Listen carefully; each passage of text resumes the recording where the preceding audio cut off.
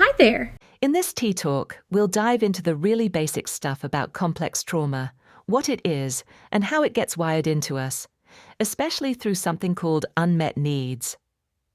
Complex trauma isn't like, say, a single car accident or one really bad event, although those can be part of it. It's more about difficult or unsafe experiences that happen over and over again, or feeling like you're in danger or neglected for a long time, particularly when you're a child. Think of it like your system getting stuck in survival mode, like your brain and body are constantly on high alert, always scanning for danger, always ready to fight, run, hide, or freeze up. Now, every child comes into the world with really important natural needs. Needs like needing to feel safe and protected by the adults around them. Needs for connection and love. Needs to be understood and seen for who they are. Needs to be allowed to have and express their feelings. But in childhoods where there's this complex trauma, where there's ongoing neglect, maybe emotional or physical abuse, or constant chaos, those basic needs don't get met like they should.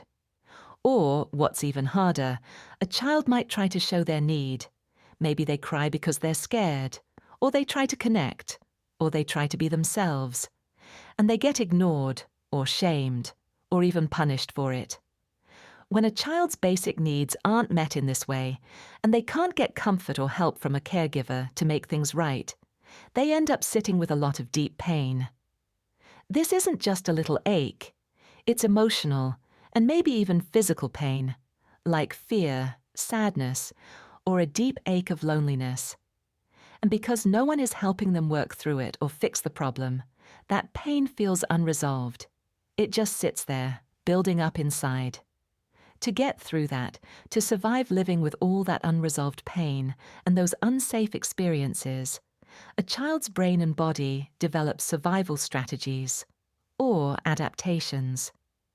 These are clever ways they learn to cope in that difficult environment.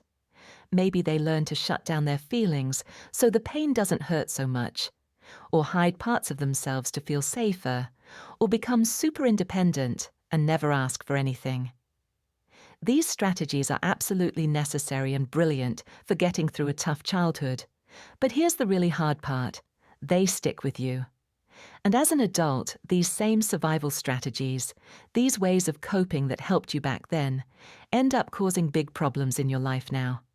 They can make relationships hard, make it difficult to understand your own feelings, and they keep that feeling of unresolved pain alive, just below the surface.